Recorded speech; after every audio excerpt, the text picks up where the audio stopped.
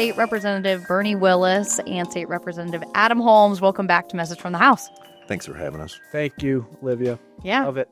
We are here to talk about a big topic, aviation. I want to specifically key in on the House resolution that was passed by the House recently, House Resolution 304. I'll just start broad if you want to just tell me what this legislation is and what it works to do. So the Federal Aviation Administration has been working for a long time to integrate new technologies into the national airspace. We sit in I'd say, a very advantageous position as Ohio because we have been on the front edge of those things even when the Federal Aviation Administration in the past has not sponsored our efforts.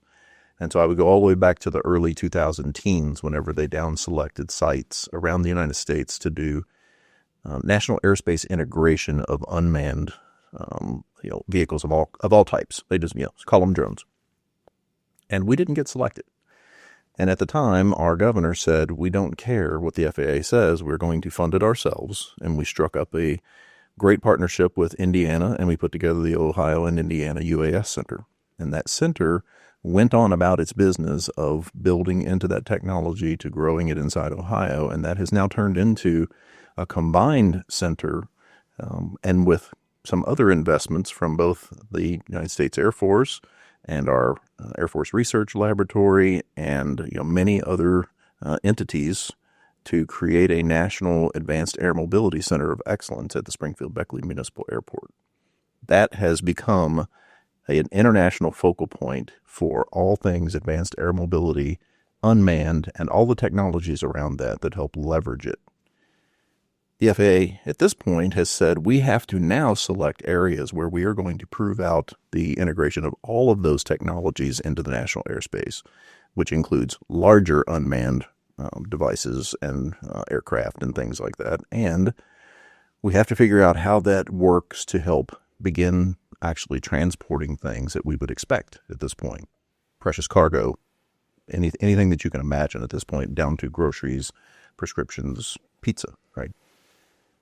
All of those things have come to a head, and we have made an entry with a partnership, not just with Indiana this time, but Indiana, Michigan, and Kentucky on a proposal for us to be that focal point for how all of these things come together in a large statewide infrastructure that would show the rest of the nation how this can be done, because those technologies are not just coming. They're already here, and we have to figure out how to integrate it. Rep. Holmes, do you have anything to add? Yeah, it's great. I think I've recognized that. It's been, 9 years that we've been involved in this, and advanced air mobility, right? And certainly with current world events, we're seeing how much it's propagated across the world. And so, but we're leading this charge. You have Wright-Patterson Air Force Base and NASA, and that cooperation and their support of operational and design, test, and evaluation of new platforms has really blossomed down there.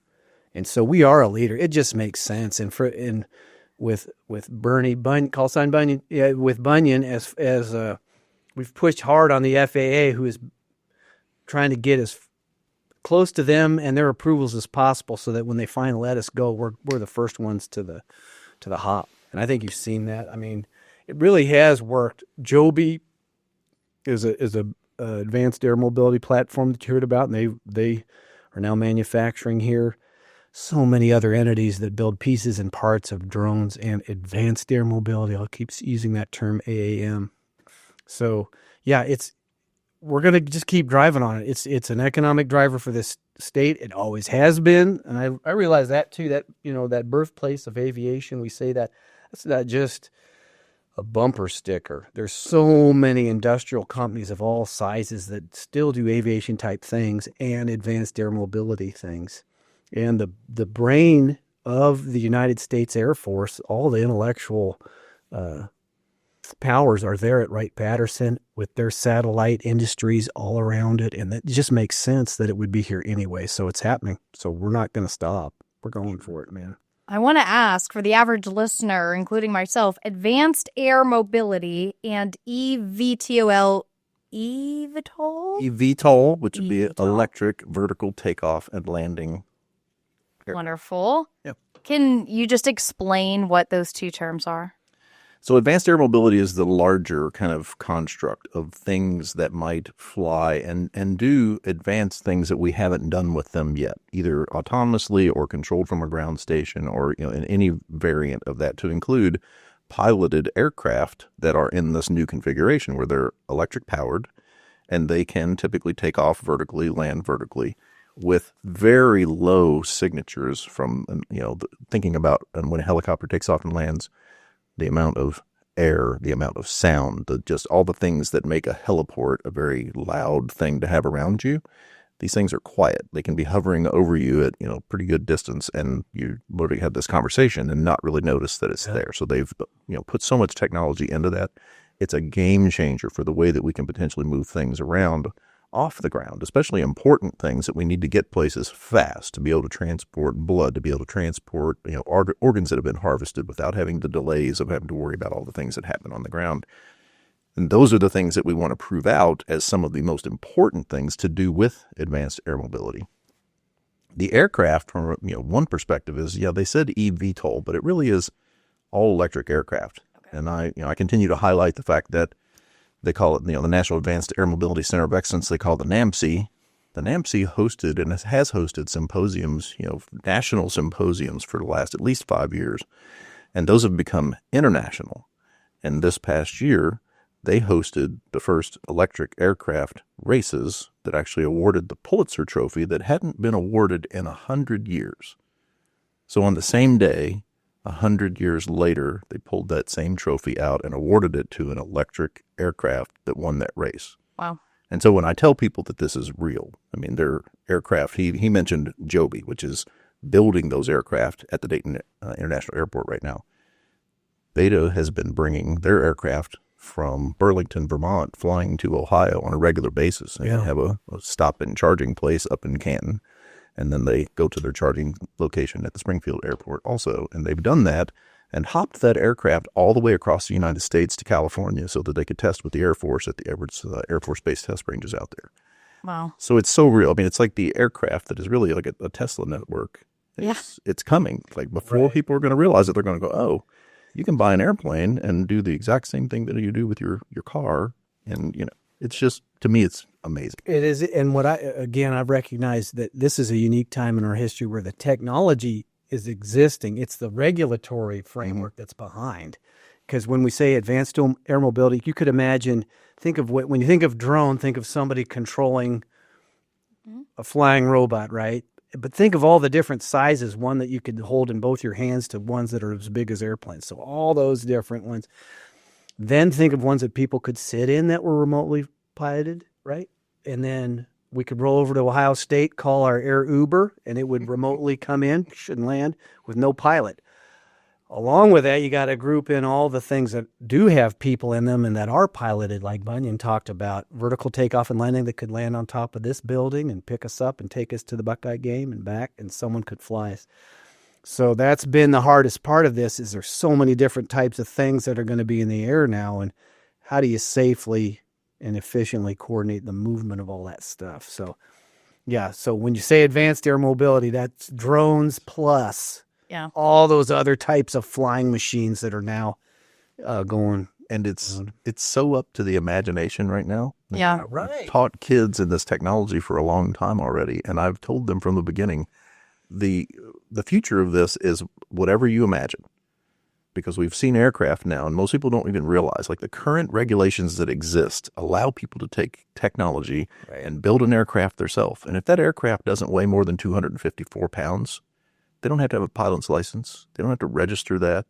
And they could fly it around, and, as long as they're talking to the controlling agencies and doing those things without anything else. And the technology now has been miniaturized enough. Yeah. The materials have gotten light enough that people are going to start mass producing things that you could digitally, print in your own garage and then have your own flying device. So the Federal Aviation Administration is smartly staying out as far in front as they can be. But, all of these things move very, very slow because of safety concerns and all certifications and the things that go along with it. Yeah, and I respect that, but it's still, You have to. get your That's what foot on I'm the aviators. gas, right. And I'm going to call him Rook, because that's his tactical. We know you can't just dive into these things willy-nilly. They have to have a lot of control behind them, and that's where we're at. I did think of you both when I turned on the news, and one of their their kicker stories was an air Uber in another country. You know, they were testing it. It's not commercialized yet, but they were testing. Those are already being sold to foreign countries. Yeah. 100%. Those companies that we're talking about. Yeah, that was the area that it was. I'll have to send you that article because I did think of you both when I saw it. It was pretty neat, a little jarring. I think of the Harry Potter flying car in the second movie. It's a little newer than that. A little newer. Look at some of the things that are proposed by companies like Hyundai. Okay. They have already had a kind of a separate subsidiary, and their whole goal from the very beginning was to produce something that the average family could have as a small sedan-sized flying vehicle. Okay. And so that's been their push from the beginning, and they're all different. Right. There's a company out there that built one of the first devices that I saw that's called Lyft Aviation. Yeah. They already said we've been talking to Lyft, the ground transport company, for the same purposes, because it was a single seat device, and they were like, this could be called to your location just by going to an app and saying, hey, I need a ride. Yeah. And that's real. It's makes the Buckeye game more fun, right? You can absolutely Yeah. just ride in. I don't need any car keys. Makes the Buckeye game better is when our offense steps up and can convert on third down. Throwing down the gauntlet. I'm still bitter about this season, guys. I want to ask, what makes Ohio so well positioned? I think you both are great to speak to this for the FAA's Advanced Air Mobility Integration Pilot Program. Kind of talk me through that. I think it's mostly because we've already postured ourselves to be that. Yeah. We really are already the focal point, not just nationally, but internationally for the technology. And because of that, we have attracted, by building that center of excellence, it was full before it was completed because the technology drivers, everyone who's doing research and development in those areas, they already wanted to be there. And so it's already grown so quickly inside Ohio that we're naturally on that. We're already, I would say, we've already been doing a lot of the pilot project work with a lot of our partners inside the state and funding some of that with some state dollars to help with that. And at this point, we just have to, I think we can uncap it. Like we could release so much more with the power of the FAA behind us to say, okay, well, you can stand up other things. With our R&D arm over there in the Air Force Research Lab, they already created the airspace to be able to do most of these things in a unusual situation. So beyond visual line of sight for unmanned devices is one of the things that is like tightly controlled. You have to have an authorization to do that, and we've already gone through all of those steps and have a system over there that allows us to actually control that airspace. And the Air Force Research Lab created that a good while ago, and we've actually used that in test. It's already set up for all of that research development test, and we're just at the front. Yeah, and I give kudos to this state has been aviation minded for a while. Governor Rhodes, right? There's 85 of our 88 counties have an airport. Was pretty visionary. And then Governor DeWine, to give him kudos, he's got his own cabinet level aviation and aerospace and defense matters cabinet member, Joe Zeese. And then we understood with Bunyan, we stood up. We were the only state in the union with a standing committee on aviation and aerospace because of all this. So just that kind of future oriented, our state did that, man. Absolutely. And it's in our DNA to think that way. So we're the right place. Our location in the center of the United States and that kind of infrastructure has been critical too. I can see that like a state like Florida has real problems on being as unified as we are on beyond visual line of sight movement, or California, but not us. We're ready to rock and roll, man. We've been amazingly attractive just because of our physical location in the United States. The evidence of that with Anduril building the Arsenal 100% facility. I mean, they're just doing things in Ohio right now that have never been done. This international focus on advanced air mobility, having a company like Anduril say Ohio's the right place, and then break ground on this massive facility last January. And if I'm not mistaken, this month is when they will actually roll their first aircraft off the assembly line, which is unheard of. Wow. Like no one is able to do that, but we are doing it in Ohio. And I think we'll actually see later, if everything goes well, we'll have a chance to sit down with the CEO of Anduril Palmer Luckey will be here, so that's going to be Couple hours. great. Yeah. Yeah, I did hear about that. And I want to ask, this resolution, regardless of if we get the program, we don't, what, how does this help our relationship with the FAA in passing a resolution like this in Ohio? The resolution is only designed to say we are in full support. And so that's why when you go back and look at the list, it's a unanimously voted resolution. I mean, no one looks at that and goes, oh, we shouldn't be doing this, because it only does good things for the state. And the FAA has already been, I would say, good partners on this, and they know that we've still been leading, even though the fact that we weren't an actual test site for UAS, we were still doing that. And the evidence is right in Central Ohio.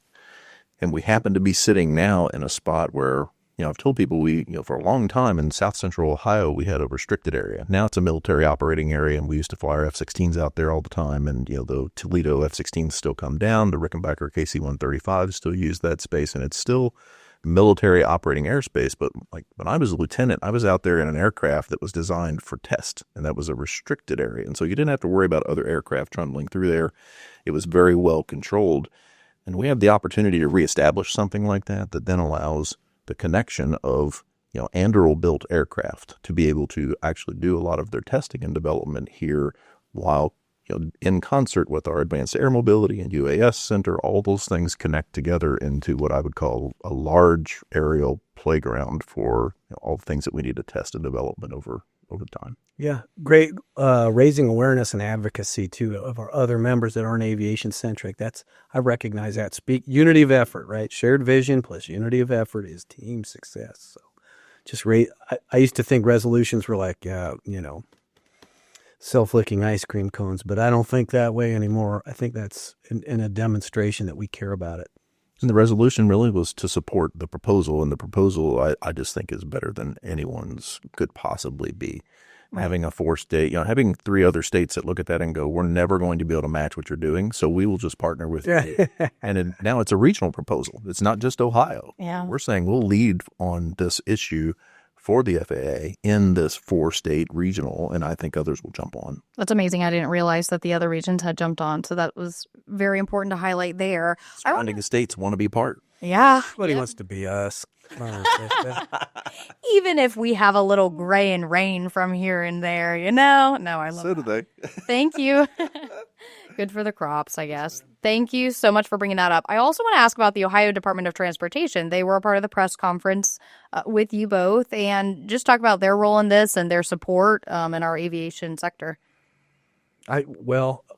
We had a good idea in the last operating budget, and we said, okay, because we loved, we were leadership of the Aviation Aerospace Committee, but with tears in my eyes, I recognize we had to let it go. It got big because there's other things going on. Yeah. And so to give someone some responsibility who could be on it every day, make it a program of record, and have real experts. So we said, let's make a program of record in the Department of Transportation, because it's going to be a co-equal of ground transportation. It's going to happen. And so let's start that in Ohio first. And we did that again. And then we found Bob Tanner, who's been involved forever. And he's such an FAA expert, a national expert, to be the head of that. And so we gave up our, if you love something, set it free. Yeah, there you go. Well, the beauty of that was that we got a full-time resource who was the absolute perfect person to do it. Totally. And it made the connection to what the Ohio Department of Transportation was already doing. And now we're starting to realize how all of the things, I would go back and say, back to Governor Rhodes again, right? He was also the visionary that decided to get us started on what is now the Transportation Research Center just outside of Marysville. Right. And in the latest conversations that I was having with them, everyone's starting to understand that this transportation issue is both of those things. So as they are doing all this ground, autonomy and all the things that you can with ground vehicles, these advanced air mobility vehicles honestly can be both. So they're not just flying vehicles. They can be a vehicle that flies somewhere and then under its own power goes either into a warehouse, out, and then flies away. You just unleash with imagination like what it could be, and realize that we've got so many of these assets around Ohio that there is no place that matches what we have or what we can do right now. Yeah. And just the economic impact of potentially Huge. getting. Absolutely huge. That insatiable demand for faster and more stuff, and we've got it going. So, as you know, Olivia, of course, you know that, like with a drone, right now, if you're controlling it, it's really the curvature of the earth. So visual line of sight is about as far as you can go. So beyond visual, like Bunyan said, beyond visual line of sight. So we've been working on that. We should add Ohio's extraordinary academic institutions and research. Ohio State, Bowling Green, Kent State. I can go on and on. They all have aviation programs, everybody, and their capabilities and experiments that are going on here, and NASA, and looking at ways to support beyond visual line of sight, which is command and control and that part of it, equipment that can go that far, and weather reporting and data. And so many companies that are involved in that are in Ohio too. So we can do it inside of just one state. We can support an aviation system completely. Sure. That's been staggering to me too, to see how powerful we are. We're too humble for our own good. There's so many things that happen in this state that we just don't brag about. We should. Yeah. So let's do it right now in this podcast. I love that. Perfect. It's not just the birthplace of aviation anymore. Yeah. It's the home. Yeah.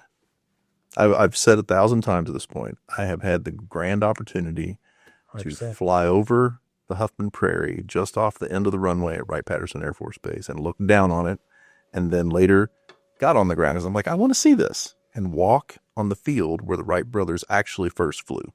So whenever North Carolina likes to say first in flight, I just scoff at it and I go, look, I've walked on the ground. I know those bike makers who had 4 and 5 and 6 pieces of extra stuff with them every time they went out to fly because they knew they were going to fly and crash and have to fix it on site. And they only went to North Carolina for a predictable wind on the coast and a soft place to land on the beach. Otherwise, we're still, I think, the birthplace and home, and we have all of it. Yeah. I think that is such a great way to conclude, so I appreciate it. Why are you laughing? That was a lasting thought. My last question was going to be, any final thoughts to listeners? And he just called us the home of aviation. How are you going to top that, Rep. Holmes? Let's hear your one-liner. Let's just admit that we're awesome. We do that on this podcast. Everyone in this room, Incredible. we're awesome. That's what the podcast is for. That's right. We're awesome. I love that. For listeners, quickly, you can follow us on the Ohio House GOP Caucus on Facebook, Ohio House _GOP on Instagram, and OHR GOP Caucus on Twitter. You can subscribe on YouTube or wherever you listen to podcasts. I mean, thanks for making it fun. You said you were going to at the beginning. Have said. That was a high expectation. High expectation. Representative Bernie Willis and Representative Adam Holmes, thanks so much. Thanks, Olivia. Ma'am.